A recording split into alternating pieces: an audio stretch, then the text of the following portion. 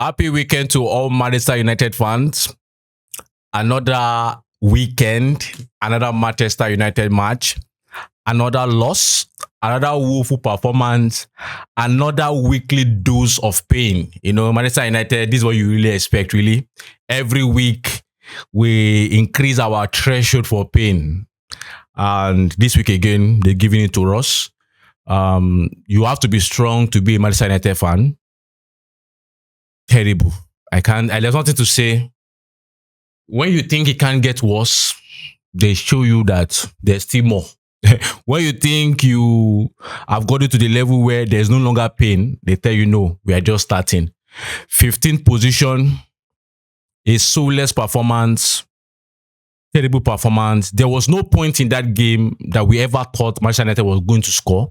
Even you at home, there's no point you thought we were going to score. It's terrible. We come here to analyze matches, but anytime you come to analyze Manchester United, you are just annoyed, really. A lot of things to say, but anything we are saying, we're just repeating ourselves. Is what we've always said before. So, guys, Tottenham 1, Manchester United 0. Let's drop right to it. The 5 things we learned. The first point really is Andre Onana.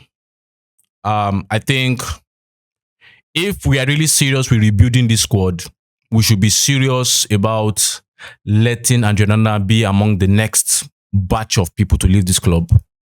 I think this is the goalkeeper, the number one choice goalkeeper for one of the best clubs in the world, Manchester United, one of the most prestigious club in the world, Manchester United. And this is a goalkeeper that by default cannot catch balls. By default, always chooses to punch the ball.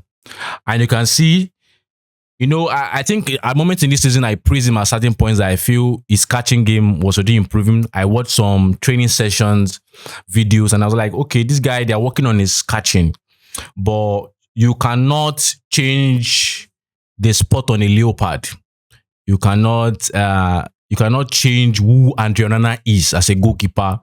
And it's a goalkeeper who prefers to punch the ball instead of catching it. And I think in the coaching school for goalkeepers, one of the first things you are taught is catch the ball first. That should be your first objective. Andre Onana's first objective is always to punch the ball. And you can see how by default, how that led to the first goal. I felt that ball was not really that difficult that he could have caught the ball, but his first objective is to push the ball. That's why I always ask questions like, who scouted Andre Onana to be a goalkeeper? I feel Andre Onana is just one of those guys who was not so much good with his feet on outside play. And maybe during the 5-a-side, you say, because you're not so good, go and keep. And I think from there, he just said, since I've been keeping at the back, I can make good use of my leg. And maybe he said, let me just pursue this career. Since I'm not that good in the front, let me just pursue this career as a goalkeeper.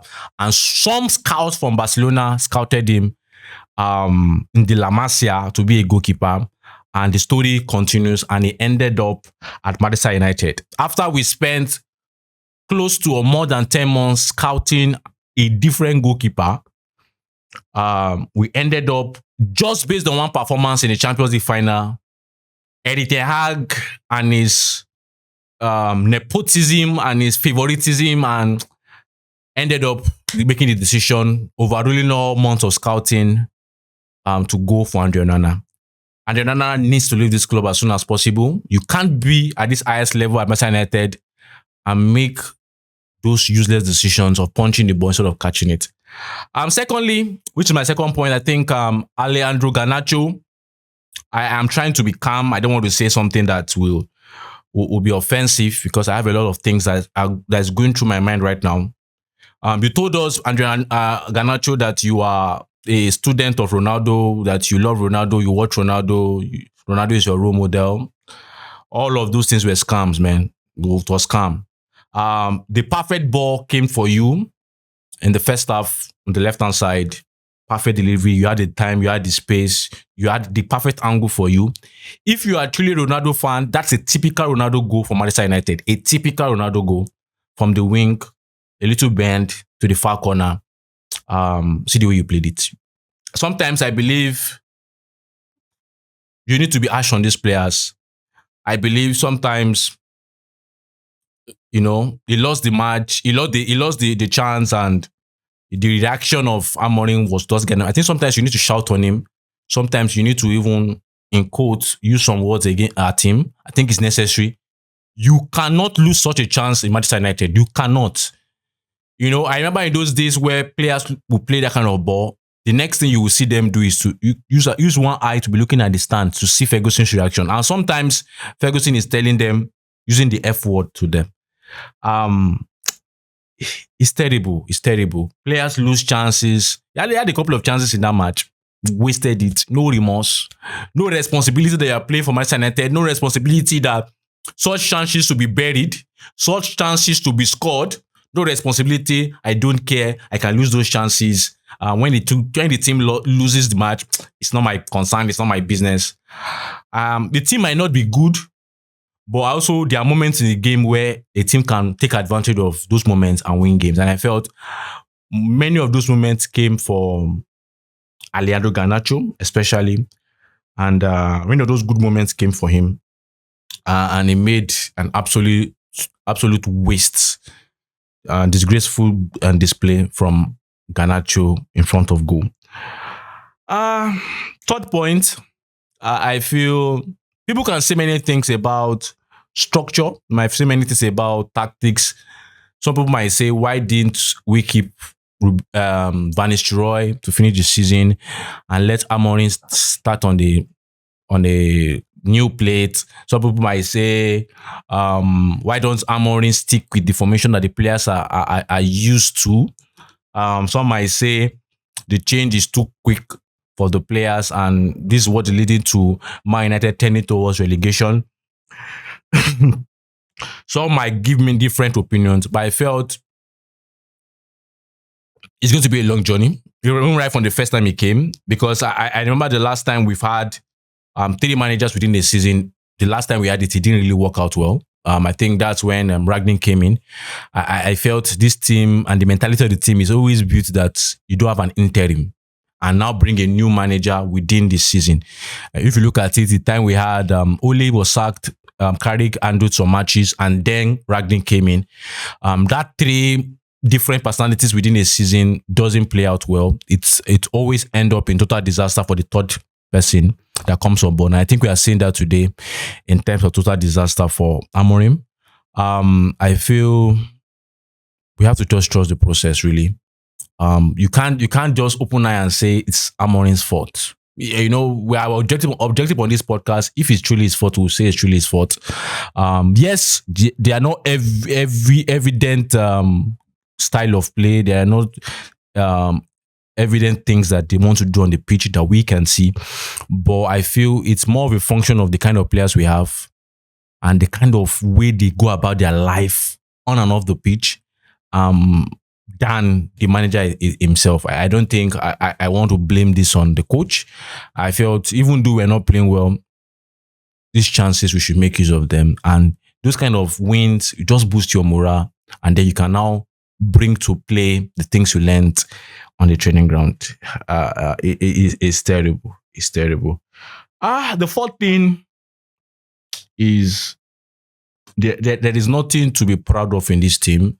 I know at some point in Manchester United, there were certain things you saw in different Manchester United teams that you could say, okay, this Ole's team, this is what they are good at. Transition play, counter attack, this is what they are good at. You could look at Jose Mourinho's team, you could say, okay, these guys are good at having a low block, compact football. They have the ability and the endurance to hold through in games. In some games, they had the ability to be explosive, to win 4-0 and to play expansively. You could pick out certain things that certain teams in the past of Manchester United had that you could say this is their strength. There's no strength in this team currently. I have to say, you can't really say this is the strength of this team. Transition, no. Fast play, no. Possession, no. Nothing. You look at the game and I'm looking for a positive. Let me look for a positive in this team. You can't see the basics of the game. I believe sometimes forget the style of play, forget the philosophy. Sometimes the basics, knowing how to shoot as a striker, knowing how to, if I receive the ball in this angle, I should shoot it here. This is an option here, this is an option here, this is an option here, and to shoot it right. Sometimes as a midfielder, knowing where that if there's overload here, I should know how to use the other side. These basics, if the players cannot do the basics, I believe some of these matches will win them. Tottenham wasn't as good. Tottenham wasn't good today. It was a game of two poor teams. It's just that one was poorer and the poorer team lost. It's terrible. It's terrible. And lastly, we are 15th on the table.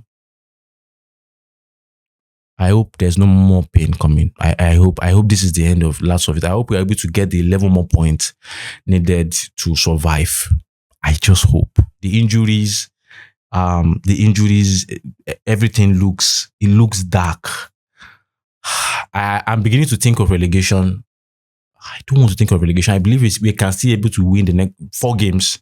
I believe we should be able to win 4 games in this season to survive, to get that 11 points. But it's looking terrifying. It's looking terrible. This is the worst manutd position in the Premier League in 35 years. Against a Tottenham side that have not had points for close to how many months? How many games have they played? They've not won. I think everybody seems to be beating Tottenham, but when it's Manchester United, they beat us. It's terrible. It's terrible. Okay, lastly, let me not balls with the sadness. It's just terrible. I'm weak. It's painful. Really painful. Let's move on with a little bit of good news. Chido Martin made his debut today, professional debut for Manchester United. Not under the best circumstance, but it was nice to see him. I didn't even think I saw him kick the ball once, if I'm mistaken. But nevertheless, he has made his debut, and we hope that due to the injury, we'll see more of him. I feel the boy still has the basic instincts to shoot at goal. She has the basic instinct as a striker to know where to place the ball, and sometimes it could just help us. It could be that shining light. Even though I don't like youngsters coming when there's crisis. I don't like youngsters that get their chances when there's crisis. I like that everything is going smoothly and then they have their chances so that the pressure is not much on them. But it is what it is. It is what it is. A lot of the youngsters we've promoted in Manchester United, many of them are always crisis betted. Crisis makes us to promote them. It's sad, but guys, another loss. I will take it as it comes and look forward to the next match. We can't give up right now. We love this club. Let's keep supporting this club and let's keep watching, subscribing, liking this content from Vertical Football Podcast. So guys, thank you very much for sticking with us. This is my 5 things. Tottenham 1, Manchester United new. Sad, but we keep pushing. So we'll see you next time. Bye.